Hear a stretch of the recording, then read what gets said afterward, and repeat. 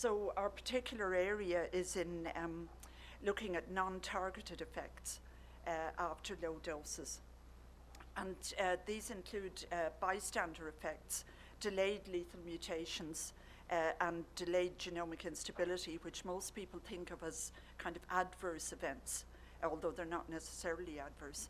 And then you have the low-dose hypersensitivity and induced radioresistance, adaptive and hormetic responses, which tend to push the curve the other way. So they're seen as positive and protective and adaptive effects.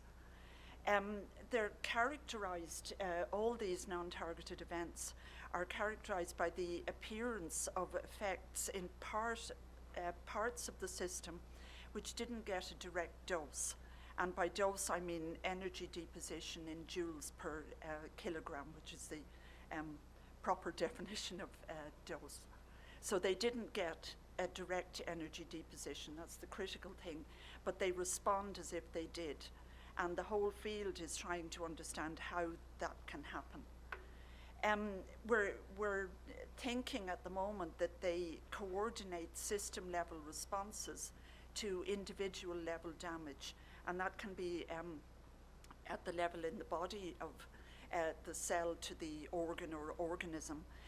In the ecosystem or the environment, you could be talking about the individual organism communicating with the population or the ecosystem of which it's a part.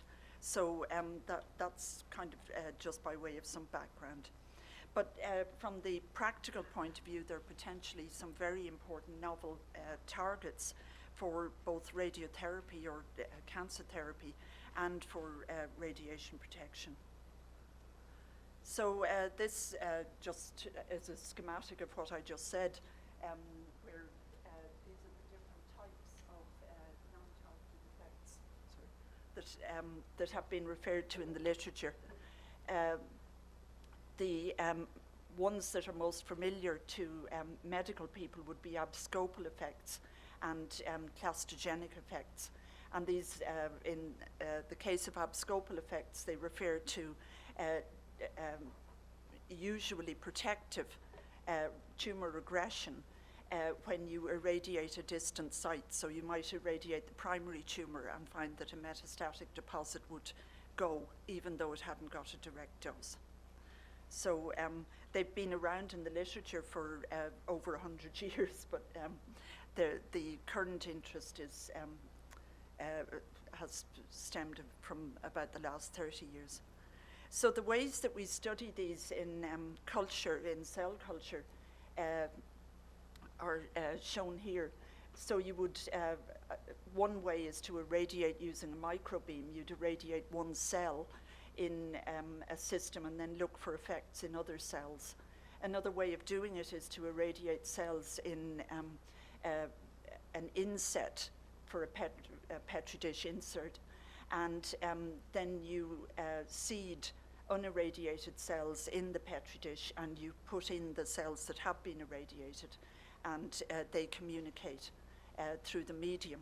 And then the way that Colin and I pioneered was to do a medium transfer. So you irradiated cells in a flask, harvested the medium, filtered it to make sure that there were no cells left or no debris, and then added it to totally naive cells that had never seen irradiation. And all those techniques will give you responses in the unirradiated cells. So they're techniques for looking at this bystander effect. I've summarized here what we know so far over 2 slides. The intercellular propagation we know involves the transfer of something which people think is a chemical between the irradiated cell and the unirradiated cell. And I'm going to spend most of the rest of the talk dealing with this. We do know that there are receptors on the recipient cells that open calcium channels and allow influx of calcium. That's one of the first things we see. But really, the key thing is that we don't know how the radiation is transduced to allow the release of whatever these factors are, these bystander factors. In terms of the response, the bystander response, we know an awful lot more. We know that calcium's involved. We know that ROS and mitochondrial metabolism is involved. We know that cytokines are involved. We know that P53 status of the cell is critical. You will not get a bystander response in a cell unless you have wild type P53, which is very interesting. So we know a lot on that thing. So basically over the last 30 years, the paradigm of radiation, low dose radiation biology anyway, has changed from one where the cell was irradiated, the damage happened in that cell, it was either repaired in that cell or not repaired, and whatever happened, the progeny of that cell were all kind of pretty much the same. So there was no carry-on of, or no de novo appearance of damage. And what we now know is shown on the bottom there, where the cell doesn't even need to be irradiated, and the outcome is completely unpredictable. You can get anything from adaptive responses, genomic instability, delayed mutations, you name it, you can get it. Anything pretty well that you can get from direct irradiation, you can get in the bystanders. So this was a nice story, but little thought was given to how the ionizing radiation, which is a physical excitation or ionizing event, could turn into something that could communicate with other cells or with other animals. So that's what we've been trying to do. What we now think is that people in working with low-dose radiobiology have continued to think of ionizing radiation only as ionizing, and that they weren't thinking so much about the excitation events. And we think that these may be very critical. And the other thing is that there's been evidence sort of bubbling as a kind of an undercurrent, if you like, for over 10 years now, that there is a physical component to the bystander signaling mechanism, which actually makes perfect sense if you think of radiation as a physical agent. And this was first suggested by a Belarusian colleague of ours. We co-supervised a student, Pavel Marasik, with her, and he was looking at the effect of melanin on bystander effects, and he found that you could abolish the bystander effect with melanin.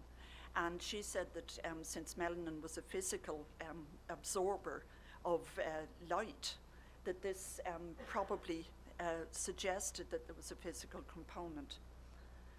And then we had early indications. We kind of tested this out in various ways. I'm sorry, this is not a very good picture on the right-hand side, but that's the reference. And what we found using a variety of different techniques was that medium transfer was not required. And the most stunning of those results was where we irradiated a multi-well plate, and there were cells in one side of a 6-well multi-well, but no cells in the other side. And then after irradiation, we went back to the lab and we added cells to the unirradiated, to the empty wells, and we got bystander effects in those wells. So those cells had never been in contact with either medium or anything with the directly irradiated cells, and yet they were showing bystander effects. At the time in that paper, the only conclusion we could come to was that we had some kind of fiber optic flux going through the plastic from one side of the multi-well to the other side. We've subsequently changed our minds on that.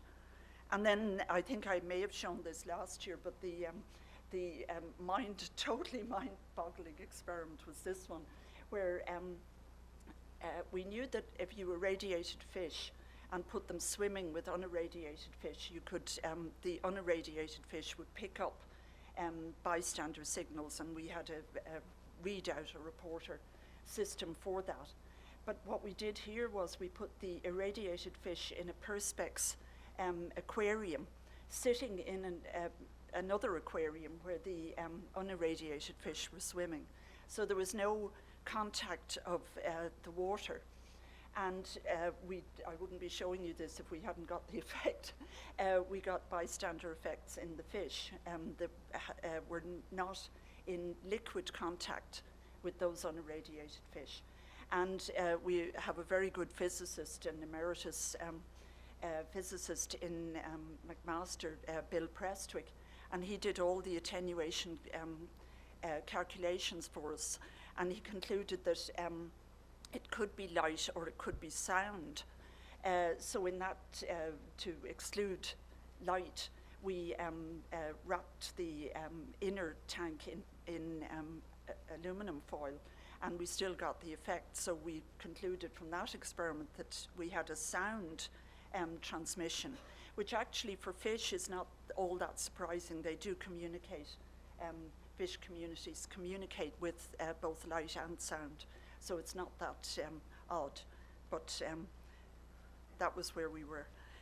So then another student in our department, Bilal Ahmad, was experimenting with our cells, and he found he had built a little photomultiplier, photon collector system, which could collect single photons of light.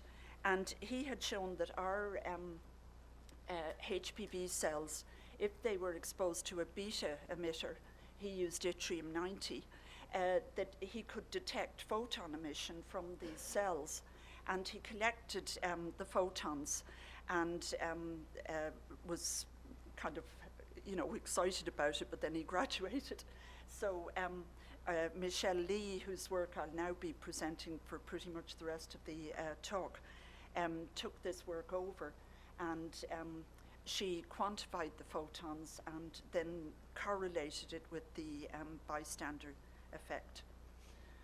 So, so this was the system here.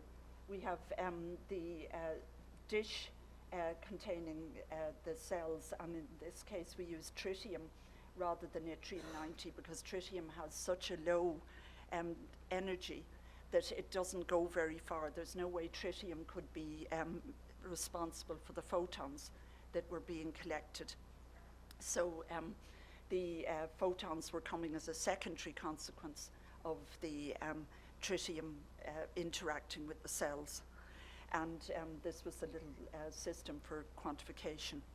And then what we did to look at the bystander effect is we placed the cells containing the tritium in a Petri dish, and on top of that Petri dish we placed the reporter cells that had never been exposed to any radiation of any sort. And then after a certain length of time, they were put in the incubator to be to allow them to grow into colonies, and then the colonies were counted, and the flask there on the extreme right is the kind of end result that Michelle was looking at. So what we found basically was a very, very strong relationship between photon emission and the fraction of the reporter cells that were killed.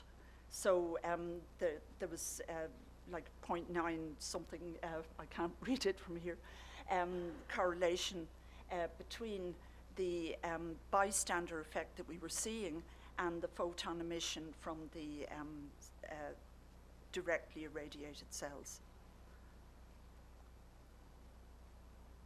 So what she then did was to confirm that it actually was photon emission that was responsible for our bystander effect.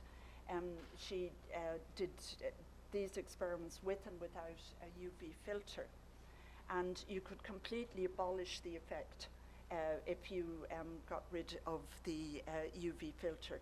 So this was further evidence that we were looking at a photon excitation signal which was leading to the bystander effect.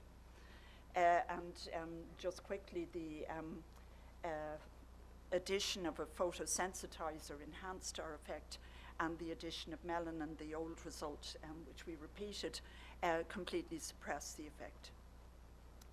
And because we knew that p53 was important in the signal response to the signal, we tested several cell lines with different p53 status to see whether it was also important in generating the photon signal. And it wasn't. The bottom line is that the p53 role is entirely to do with the responding cell, the cell that gets this UV biophoton signal. And that paper has been published a few months ago. So that was very important because we were pushing for this biophoton emission to be a purely physical phenomenon. And if it involved something like p53, it would have been much harder to explain. So that was kind of nice. Now, so we thought, gosh, we really have it. We have the signal. We know what we're doing. Then, just around the time that we had all these lovely experiments, papers started appearing in the bystander literature, which were saying that the bystander factor in the medium was exosomes. They didn't say what the exosomes contained, but they said that if you filtered out the exosomes, you got rid of the bystander effect. And there were papers in 2012, 13 and 14 by independent labs that found this and confirmed it. So we kind of got really worried and were wondering how could we explain our electromagnetic signal with all this evidence that exosomes were involved. So we decided on this clever plan, which was to see if we generated exosomes using the biophotons, would they be able to, and isolated them, would they be able to induce the bystander effect? And if we could then link the biophotons to the secretion of exosomes, and then the exosomes to the generation of a bystander effect, we thought we would very nicely unify the two kind of, they weren't quite competing fields, but people were saying, well, there's probably two mechanisms, and I never liked two mechanisms. I always think, no, you have to at least see whether there could possibly be just one mechanism. And these are just pictures showing what they look like. So I have to see if I can get this to work. So this was our unifying hypothesis. And because it's Easter, I hope my Easter bunny will work. Yeah. So our kind of working hypothesis is listed down on the left-hand side there, that the biophotons are emitted as a result of excitation decay from the directly irradiated cells, that the biophotons trigger exosome release, so the energy from the biophotons allows for the generation and secretion of the exosomes from the cells that receive the photon energy. And then the exosomes are delivered to other cells in the system. So that's your true bystander effect. And that the exosomes contain information leading to the system level response. I'll just let this build up. Sorry, one too many. So this was the experimental methods that pretty much what I've just said.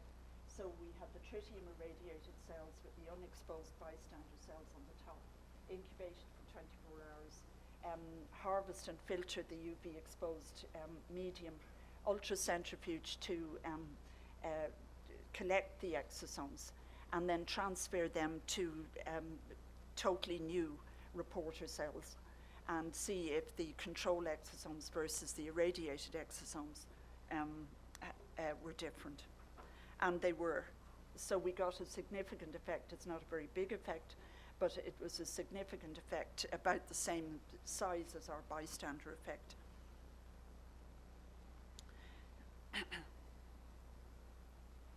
And we also got mitochondrial membrane depolarization induced following the exosome transfer to the bystander cells. And the first bar on the left shows the magnitude of that effect, which again is in the same ballpark as the bystander effect we're looking at. And just to show that it wasn't a quantitative thing, or it wasn't anything to do with no exosomes released by the control cells, these are the Western blots showing that there's approximately the same amount of exosomes in both the bystander, the directly irradiated and the control blots.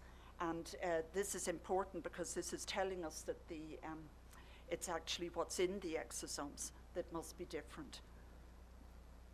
So we felt that our effect was kind of validated, and that we had a beautiful unifying mechanism for the two. So just to say a little bit in summing up about the practical relevance of this UV-mediated bystander effect, what it means for experimenters is that you can get cellular communication without direct contact or exchange of biological fluids. So you can also estimate the distribution of bystander responses using a knowledge of UV's optical properties in the tissue, which could be very important.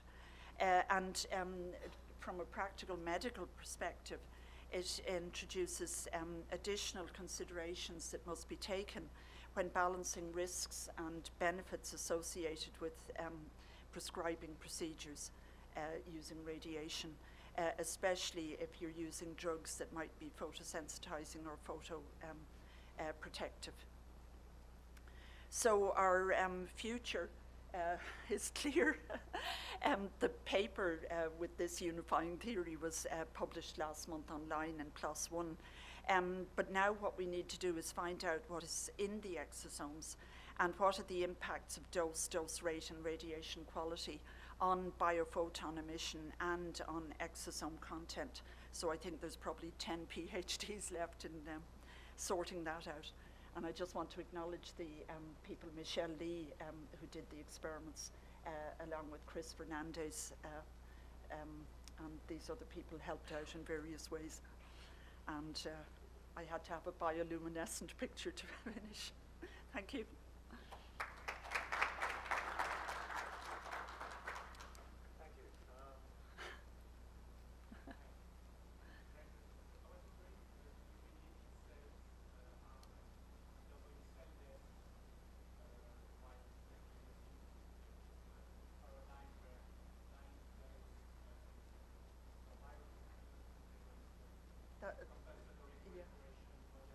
Yeah, that might be going on, but the doses we were using were really low.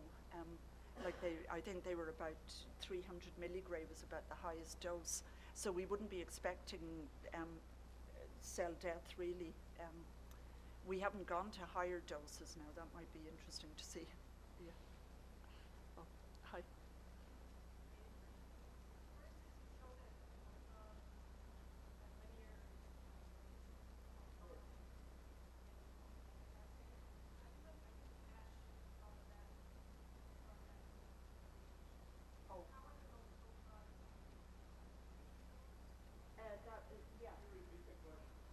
Okay, she wants to know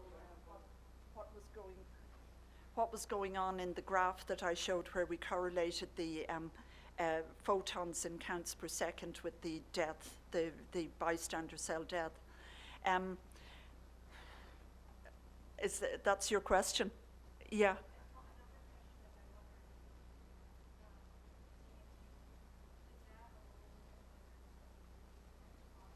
Yes, yeah.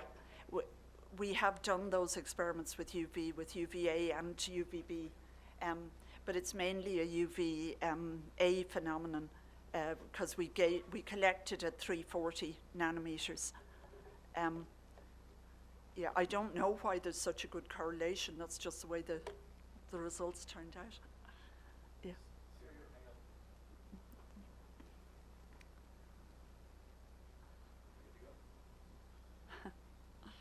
I can probably hear him from here. Oh yeah. Yeah. So the exosome story still doesn't explain the fish. No. I mean, No, nothing explains the.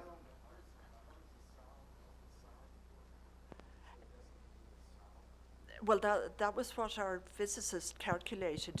He did the attenuation or calculations, and he said that he couldn't exclude sound. He didn't say it was sound, but he said that sound could account for it, could get through basically. But how would sound? But what would the sound do to cause?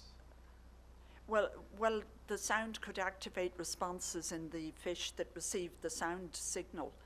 Like there are a lot of fish where their shoaling behavior and their kind of feeding and everything is controlled by sound. I see.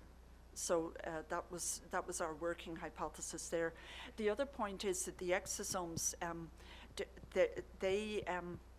it seems that the photons, the UV photons, or possibly sound could do this as well, were what were triggering the exosome release in cells. Not in, the exosomes weren't coming as a result of the direct irradiation, they were coming as a secondary consequence of the biophotons. And that was the key thing that we had to demonstrate. Okay. Thank you. Thank you.